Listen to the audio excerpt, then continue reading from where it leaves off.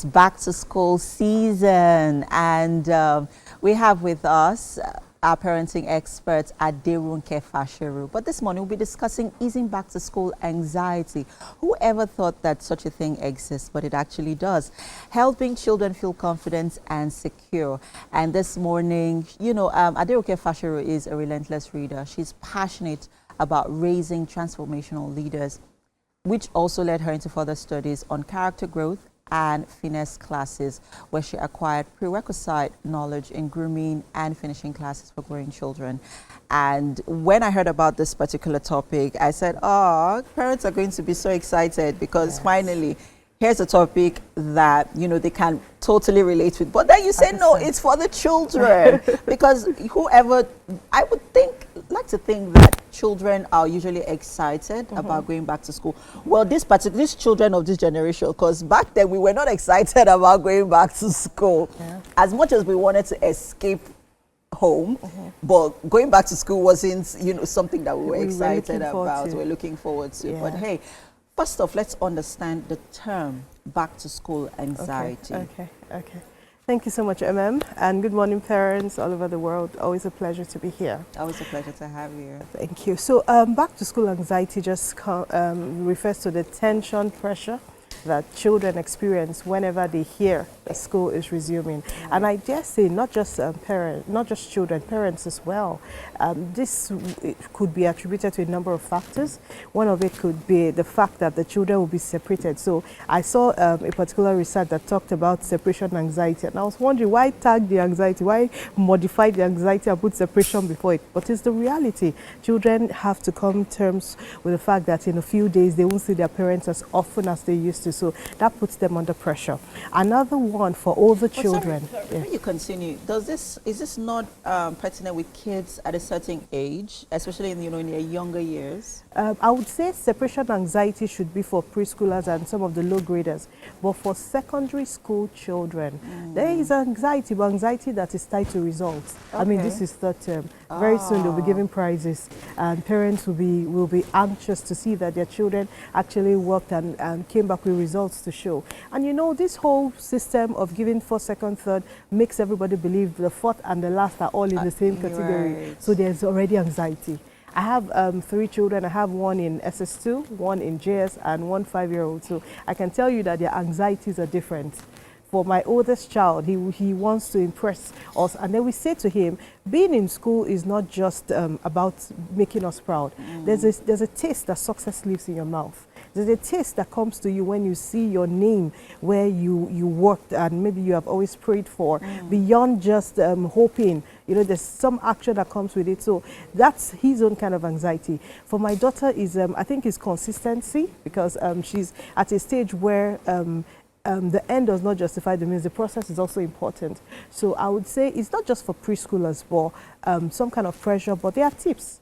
Yeah, that's why we're here, right? To share the tips that can help parents help them and also help the children approach this differently. Yeah, because I was just about to say that, I mean, how can parents first off identify this anxiety and help? What are the strategies to help manage this anxiety? Before you answer that question, there's something I'd like to share with you quickly. For my kids, right, they're quite younger, 7 and 5. I've not seen their report card for last term. Really? Yes. Why? Because I think it puts some kind of pressure on them. You know, because as much as I want them to do well, I know that they do well. I monitor their school work and their homework. I am a part of their homework. You're involved. Most of it, I am very involved in it. Right. But then there are a lot of intricacies regarding results at the end of every term. It's how I feel. That's your personal view, right? It's how I feel. So now that they've resumed, I would get their results and then I would, study it. But I am usually not, I don't know if maybe it's my own kind of anxiety. I think you have anxiety too. It's anxiety you're trying to shield from them. But really, if you'd ask me, I'd say I'm going to differ a bit. Because one of the reasons why you have holidays so that you can bridge the gaps that were not covered during the term. Right. I'd rather you pick the results and do not approach some of the weaknesses with, you know, the kind of anxiety our parents did then. Why would you do this? Right. But it just highlights a place. So I would say you've missed out on this holiday for possible improvement, because sometimes some children learn one-on-one. So if you notice something didn't happen in class, you might want to go over it again with your child. And what other time than the holiday where you have all the time? So let me also share an analogy. So I have a friend who took GCE last year. When he told me about his results, I mean, to say the result was a lot of pressure. He said, I had an E, I had an F, I had a D, and then I had C's. So I said, what did your dad say? He said, I don't even know how to tell my dad. Oh. So fast forward to yesterday, I saw his dad. I said, did he tell you about his results? He said, yes. What did you say when you saw it? He said, I know that's not my son's result. I know how much effort my son has put into his learning. I see him wake up at night. I don't want him to fall ill because he reads so much. So I'm happy he felt that way, but I know that's not my son's result. I mean, just listening to him, I say, sir, yeah, you're not a Gen Z father, but this is kind of fathers Gen Z's need. So I think that's how I also feel, right? Okay. Because like I said, I am very involved in their schoolwork, right? Okay. I monitor the process. Okay. So sometimes I feel like when they're given certain, which of course they're excellent, they're A students, you know, so I think that also gives me some sort of rests. I'm not pressured. I'm not. I'm like, oh, okay. These babies are doing really well. Okay. And during the holiday, me allow them play. I don't used to do all that bridging the gap. But please go ahead. Okay. Okay. So I would say, just like the case of that man, it's not about not wanting to see. I think you should pick it up. Okay. And then your response to it will now determine if you are an anxious parent or not. Okay. So I like the fact that he saw it. He didn't have to say, let's not see the result. Because sometimes you might want to maximize time when you still have it. We don't always have time to fix these things. Sure. So I'd say to help parents, so let's address parents before we go to the children. Yeah, so to help parents address anxiety issues, number one is it's good to practice self-care. So I feel it's only an agile child that will give you result. Right. So before resumption even happens, make sure your child is safe. Make sure your child can see clearly. So many children who have defects in their eyes, it's only when the thing has become bad that parents know. And then some other times it could be ear, and some other times it could even be attitude. So prioritize self-care. Get your child to be fit before the child resumes. Sure. So the child does not resume and is reacting to something you should have done during the holiday. Number two is practice open communication. So I think another love language should be time. I know attention is a love language, but time is a love language to children. So create time to know why your child is worried. Create time to see, maybe your child is struggling with a friend, maybe your child is struggling with the environment. I mean, there's no sign from children that should be ignored.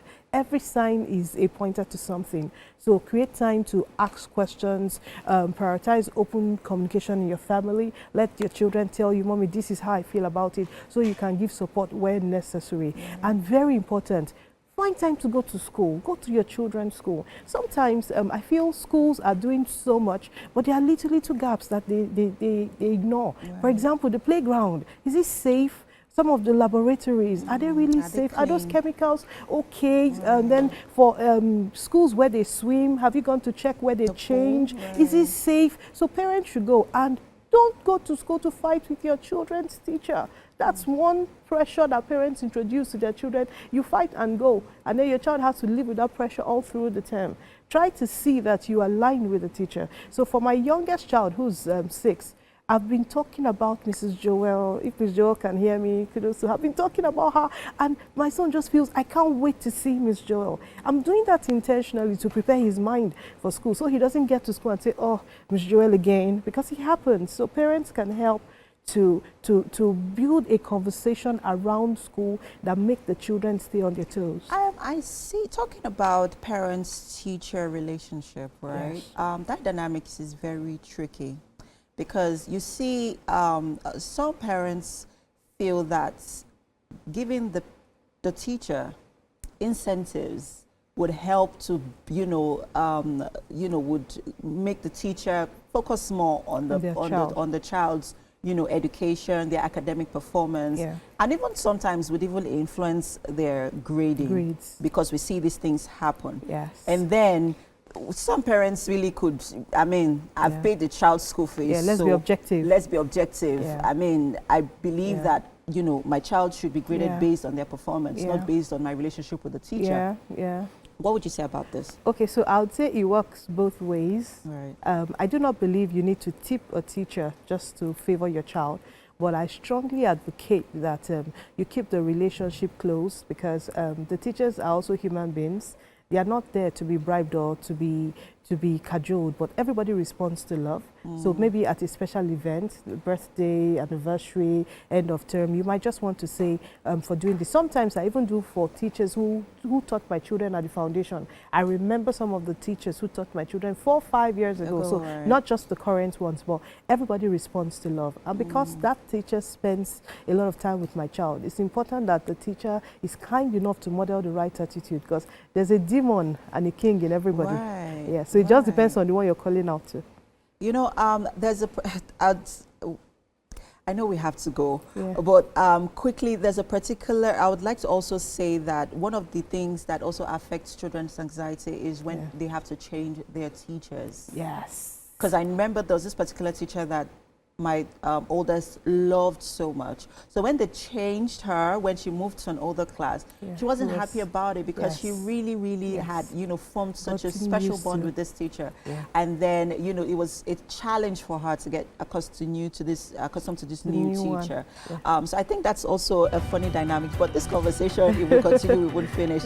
But I know that people, parents who are watching, you know, who have questions can always go to your social media handles, and then they can always, you know, we'll be happy send to share those questions to you. But thank you so much, Adirunke. This has been a fantastic month with you, taking us through, you know, this parenting tips and helping us, you know, manage our relationships with our kids, with your school, and society at large. Thank you, thank you, thank you. You're always welcome. Thank you, TVC. Always a pleasure to be here. We'll have you again in the nearest future. We'll go on a quick break now. The show continues, people. Stay with us.